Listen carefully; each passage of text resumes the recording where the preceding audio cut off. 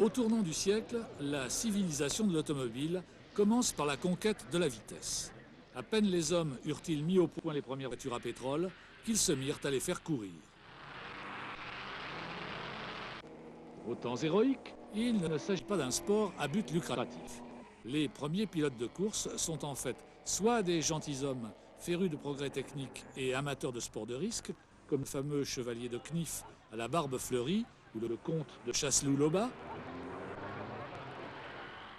soit des pionniers de l'industrie automobile qui, comme Émile Levasseur, De Dion et Bouton, les frères Renault ou Michelin, cherchent à démontrer eux-mêmes les qualités de leurs produits.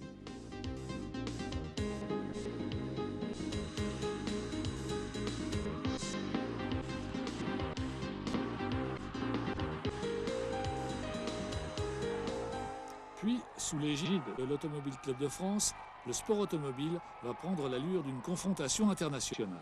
Se constituent alors des équipes de marque dont les voitures sont conduites par des employés des constructeurs, mécaniciens, techniciens ou pilotes d'essai en semaine, coureurs le dimanche. Tel fut le cas d'Enzo Ferrari chez Alfa Romeo. Certes, il touche des primes et des prix, mais la course ne sera pendant longtemps qu'un moyen d'améliorer son ordinaire tout en satisfaisant sa passion. Le pilote de Grand Prix des années 10-20 est le plus souvent une sorte de baignure motorisée, risquant sa vie dans de hasardeux tournois pour la plus grande gloire de sa patrie et de sa marque, plutôt que pour faire fortune. Ses conquérants sont aussi des chasseurs de records. En 1929, Seagrave atteint 370 km/h aux commandes de Golden Arrow, la Flèche d'Or, Rule Britannia. Progressivement, cependant, la course a quitté les routes pour les circuits fermés. Elle est ainsi devenue un spectacle et la popularité des as du volant commence à le disputer à celle des champions de la petite reine ou aux autres grands sportifs. Les professionnels entrent en scène et les constructeurs se disputent leur concours, mais pas encore à priori. Pour les vedettes des années 30, la course n'est pas encore un pactole et au coin de la piste, c'est plus souvent l'accident que la richesse qui les attend. Peu d'entre eux vivent d'ailleurs de la course et les plateaux des Grands Prix sont largement complétés par des amateurs fortunés. C'est le temps des gentilshommes pilotes professionnels.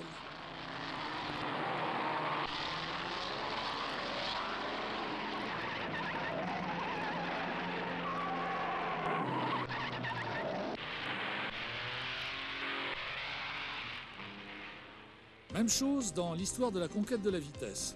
Sir Malcolm Campbell, puis John Cobb, qui franchit le cap des 500 km/h en 1938, sont des gentlemen drivers.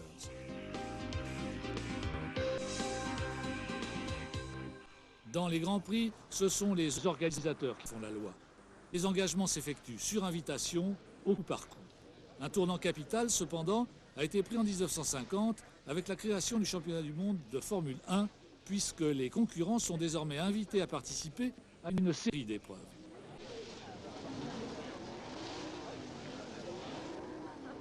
Ce processus n'est cependant pas une garantie d'équité, puisqu'il n'a pas supprimé le marchandage.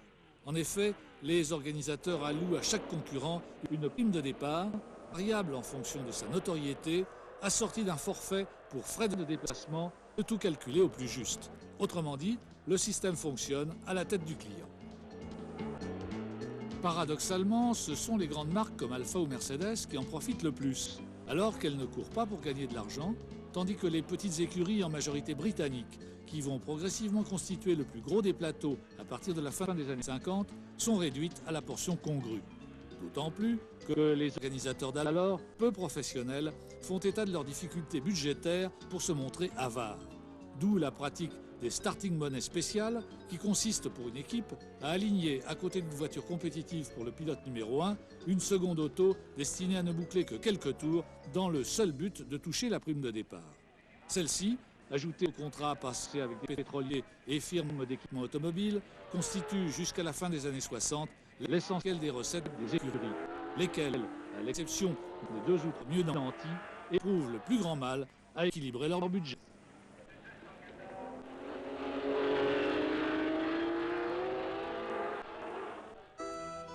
Au début des années 70, un homme d'affaires britannique, Bernie Ecclestone, entre en scène. Après avoir acquis l'écurie Brabham, il propose aux autres propriétaires d'écuries de se grouper pour discuter d'un front uni avec les organisateurs.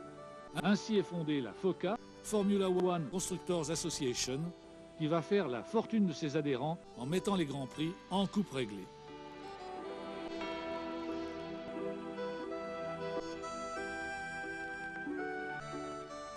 You just need to be competing for 1 year and show us you'll be doing a sensible job and apply for membership. And there's no particular advantage in being a member of FOCA. All the teams get the same benefits financially.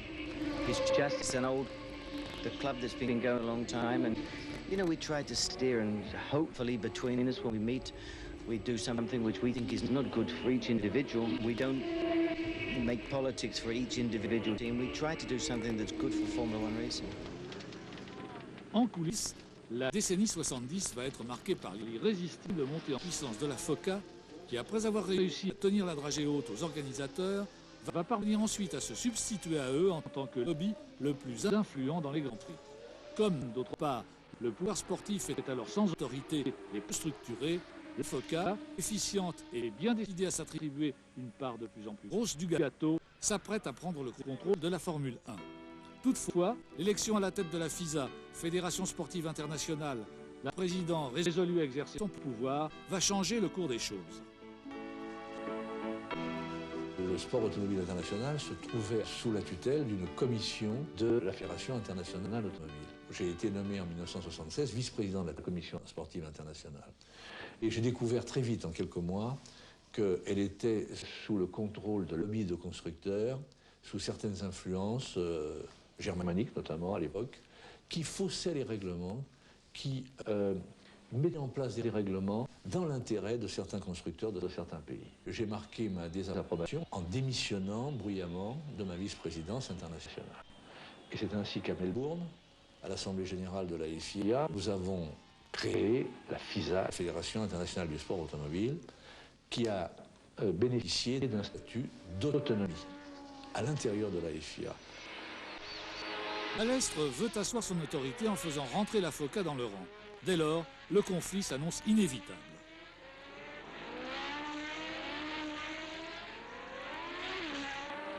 Tout le contrôle du championnat de Formule 1 était entre les mains de M. Gleason et de la FOCA. Pourquoi?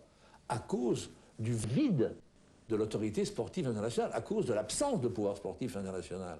Et le conflit, la grande guerre qui est intervenue dans les années 81 et 82 entre la FISA et la FOCA, c'est parce que nous avons exigé la reprise en main par nous-mêmes du pouvoir de l'autorité. We wanted a governing body that would govern the sport, because we were becoming, if you like, commercial. We were writing the rules, we were our own judge and jury and everything else, and it was extremely difficult. So, and then the president was a little ambitious, and he thought perhaps he should look after the commercial side as well as the sport, in which we didn't think was right. La tension monte et une première crise éclate en 1980, l'occasion du différend opposant Renault, Ferrari et Alfa, qui ont mis en service des moteurs turbo, et les écuries en majorité britanniques qui utilisent le conventionnel Ford Cosworth atmosphérique, beaucoup moins coûteux, mais dont la compétitivité est désormais menacée. La FISA se dresse contre la FOCA, qui veut l'interdiction du turbo. Contraints de compenser par leurs compétences en matière de châssis leur handicap de puissance croissant, les utilisateurs du Ford trouvent la parade avec l'effet de sol qu'ils sont les premiers à maîtriser. Mais les pilotes, alarmés par les contraintes physiques qu'ils doivent supporter à cause de ce phénomène et par le danger accru provoqué par l'augmentation considérable de l'adhérence, font pression sur la FISA qui interdit les jupes mobiles. Pour la FOCA, c'est un casus belli.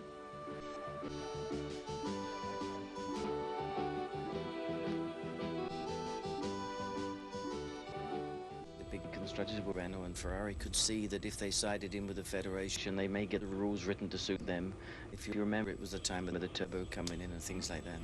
And they were looking for an edge in the rules to suit them. So if we side in with the federation, we're going to get rules written against those terrible English people. Défiant la FISA, la FOCA annonce son intention de créer une fédération dissidente, et histoire de prouver qu'il ne s'agit pas d'une bravade en l'air, elle organise début 81 en Afrique du Sud une course pirate à laquelle participent toutes les écuries britanniques. Balestre fulmine, il le sévit. Mais devant la menace d'une rupture qui ne peut que compromettre l'image de la Formule 1, Renault, Ferrari et Alfa lâchent le président de la FISA et négocient un compromis. Après tout, pour être crédibles, ils ont besoin d'adversaires réputés. Adieu, rêve de domination sans partage, Balestre doit s'incliner.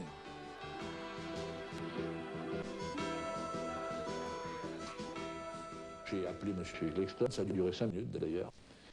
Nous avons établi un gentleman's agreement, qui respecte les positions de chaque partie, c'est-à-dire la partie commerciale était pour lui et pour les constructeurs, les pilotes, etc., et les organisateurs, bien sûr, et l'aspect sportif avec des redevances normales, sous le contrôle de la Fédération internationale. Et c'est un document qui s'appelle l'accord Concorde, que nous avons mis au point avec 8 juristes de 3 nationalités dans nos bureaux. Les négociations ont duré 29 jours. 29 jours non-stop. Ce document, d'ailleurs, a résisté à l'épreuve du temps, puis maintenant, il existe depuis 11 ans, et ça a toujours été la Bible, l'évangile du championnat du monde de Formule 1. Les apparences sont sauves, mais chacun garde ses arrière-pensées et ses ambitions d'hégémonie. Paradoxalement, pourtant, l'affaire a rapproché Ecclestone et Balestre, qui s'est aperçu à ses dépens que le soutien des écuries dites légalistes à sa cause n'avait pas la solidité qu'il escomptait. Et tandis que les écuries FOCA se mettent à tricher en ne respectant plus le poids minimum réglementaire, la FISA, étrangement laxiste, laisse faire. Exaspérés, les légalistes réagissent en déposant des réclamations à l'issue du Grand Prix du Brésil 82. Piquet, le vainqueur, et Rosberg seront déclassés, ce qui va remettre le feu aux poudres. Pour protester contre cette décision, la quasi-totalité des écuries britanniques boycottent le Grand Prix de San Marino. Renault et Ferrari en sont réduits à arranger un simulacre de course pour essayer de sauver la face vis-à-vis du public. Chaque camp semble décidé à tuer la poule aux œufs d'or et la Formule 1 court tout droit à sa perte.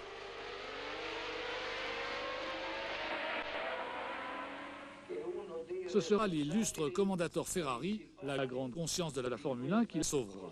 Grâce à ses bons offices, la réconciliation officielle sera solennellement scellée de son fief de Maranello. Cette fois, toutes les parties sont d'accord pour faire des années 80 l'âge d'or de la Formule 1, et cette expression n'est assurément pas gratuite. Il faut dire que les intérêts en jeu sont à la mesure de l'acharnement des ex-adversaires. Depuis 68 et l'apparition de la publicité sur les voitures de course, les Grands Prix, en effet, se sont mis à vivre sur un grand pied.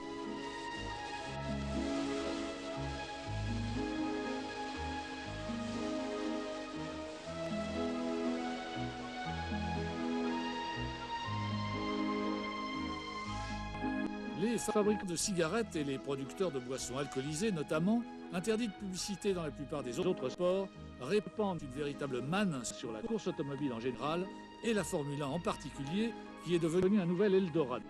La FIA, la FOCA, les ex-légalistes et les autres sont décidés à s'entendre pour le faire fructifier. Seul Ferrari refusera de transformer ses pur sang en paquets de cigarettes. Mais il devra quand même autoriser leurs fabricants à figurer discrètement sur ses carrosseries en échange de la prise en charge des salaires de ses pilotes, chiffrés en millions de dollars. Parallèlement, les associés techniques traditionnels des écuries vont s'impliquer de plus en plus, d'autant que la concurrence va s'accroître. C'est ainsi que dans le secteur des pneus, où Dunlop jouissait d'un monopole à la fin des années 60, l'industrie américaine va débarquer en Formule 1 à partir de 1964, afin de se faire connaître en Europe et de s'y tailler sa part de marché. Il s'ensuivra une surenchère pour s'assurer le concours, payant bien sûr des meilleures équipes, qui aboutirent d'ailleurs au retrait du manufacturier britannique.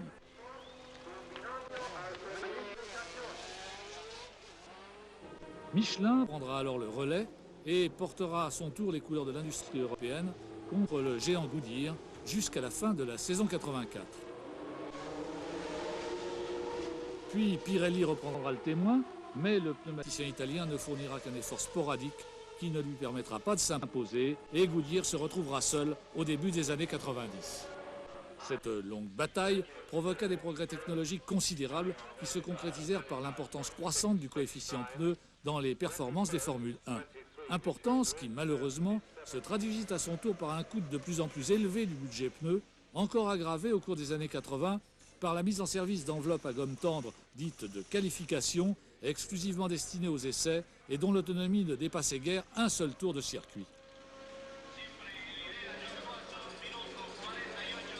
Cette pratique aux effets ruineux, sera d'abord limité, puis carrément abandonné grâce au monopole Goodyear.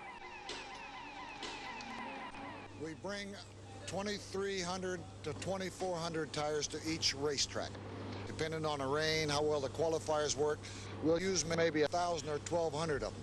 We actually make about 30,000 racing tires for Formula One, for the races and for the testing. A lot of testing, as you well know, going on. We don't like to talk money, but it talks many, many millions of dollars, just Formula One. Cette inflation eut deux conséquences opposées. L'une positive pour les grandes écuries non seulement équipées gratis, mais généreusement subventionnées par leurs fournisseurs. L'autre négative pour les équipes de milieu et de bas de tableau, obligées de consacrer une part trop importante de leur budget à l'achat des pneumatiques. En fait, à part son intérêt promotionnel, dont l'importance augmente considérablement à partir de la fin des années 70, avec sa médiatisation croissante, la Formule 1 intéresse aussi les sponsors techniques, dans la mesure où elle représente un facteur motivant, donc efficace, d'accélération des recherches et de mise au point de produits nouveaux. We get a lot of benefit from Formula One. One of them, of course, is to promote Goodyear and promote our racing image, our performance image. But certainly we do a lot of training, a lot of engineering development, different fabrics, different materials and tires, and it's a lot of good reasons for being here.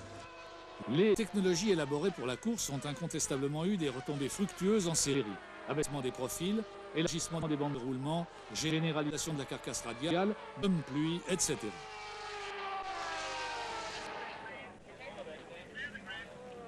Longtemps limité par l'obligation de ne fournir que du carburant du commerce, l'influence des pétroliers en Formule 1 s'est manifestée en tant que bailleur de fonds plutôt que partenaire technique.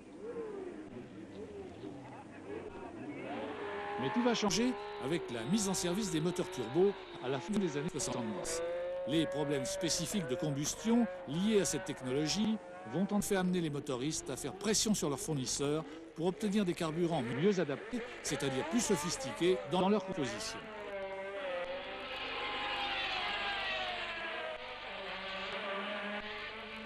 L'interdiction des turbos à la fin des années 80 n'y changera rien. Le processus de recherche qui était enclenché va même s'emballer pour alimenter les atmosphériques des années 90.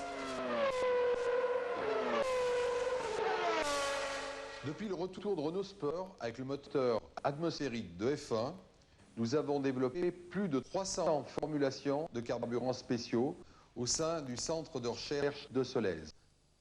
Une cinquantaine ont été sélectionnées pour être directement expérimentées sur le moteur de F1. Depuis le début de la saison 91, c'est 2 à 4 carburants spécifiques que nous emmenons à chaque Grand Prix, et c'est plus d'une vingtaine qui ont été expérimentés et utilisés sur le moteur de F1, aussi bien au banc que sur la piste. Les régimes de rotation vertigineux des moteurs de Formule 1 de la génération 90 exigent des carburants ultra performants, car le développement des uns va de pair avec celui des autres. En fait, à la différence de la situation monopolistique qui s'est établie dans le secteur des pneus à cette époque, le secteur pétrolier reste ouvert à la concurrence et l'importance du facteur carburant augmente dans le bilan technico-sportif global de la Formule 1. D'où une implication financière accrue qui concourt elle aussi à la spirale inflationniste dont les grands prix des années 80-90 sont la proie.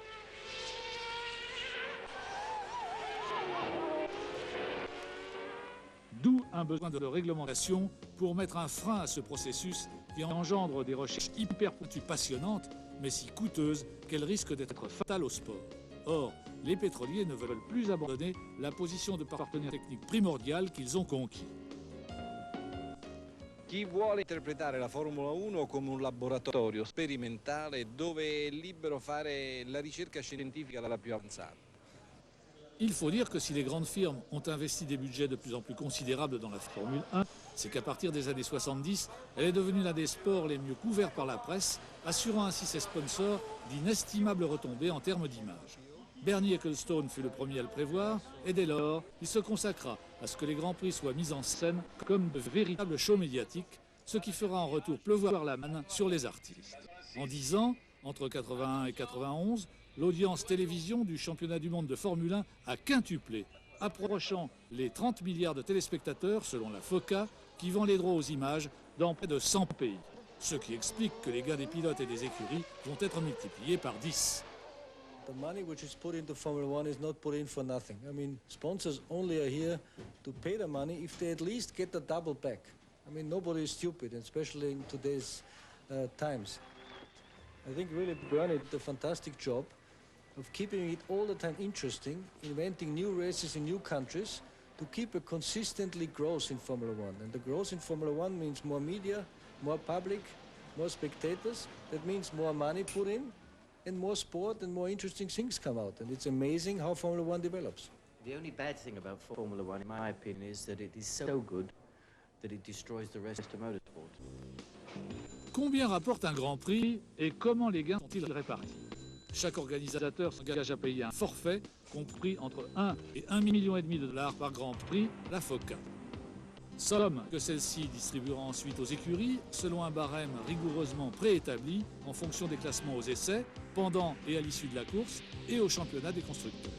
Si nous prenons par exemple le cas de l'écurie Williams-Renault au Grand Prix du Brésil 92, où ses pilotes se classèrent aux 2 premières places aux essais, puis en course, et à l'issue duquel l'écurie était en tête au championnat, on peut évaluer ses gains de ce week-end-là à une somme de l'ordre de 250 à 300 000 dollars, à laquelle s'ajoutera une quote-part sur le droit de télévision, dont la plus grande partie est concédée par la FISA à l'omniprésente FOCA et, naturellement, les primes des sponsors.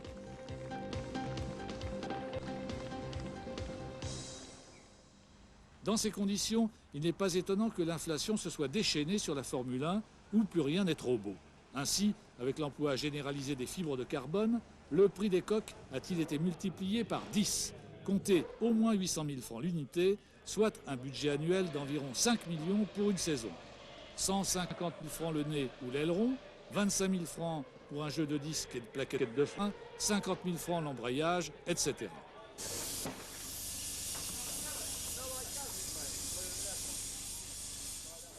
Puis l'entrée dans l'ère de l'électronique a fait à son tour exploser les budgets avec l'apparition de la télémétrie et la mise en service de systèmes de gestion ultra sophistiqués allant de la suspension active à la boîte semi-automatique en passant par le patinage. Seuls 3 ou 4 top teams qui opèrent à partir de budgets annuels de 2 à 300 millions de francs et ne paient ni leurs moteurs fournis par leurs constructeurs ni leurs pilotes pris en charge par les sponsors arrivent à suivre. Mais les autres sont à la peine quand ils ne sont pas réduits aux expédients pour se procurer les ressources indispensables en vue de continuer à figurer coûte que coûte parmi les 26 élus autorisés à s'aligner dans les Grands Prix. Ils ne ramassent que miettes, mais le festin est si riche. C'est ainsi que s'est généralisée la pratique dite des pilotes payants. Pour s'assurer le volant qu'ils convoitent et ne méritent pas toujours, ceux-ci doivent non seulement apporter leur talent, mais aussi, et même surtout, leurs sponsors, auxquels ils font durant chaque intersaison une chasse aussi effrénée que celle auxquelles ils se livrent entre eux sur les circuits pendant les Grands Prix.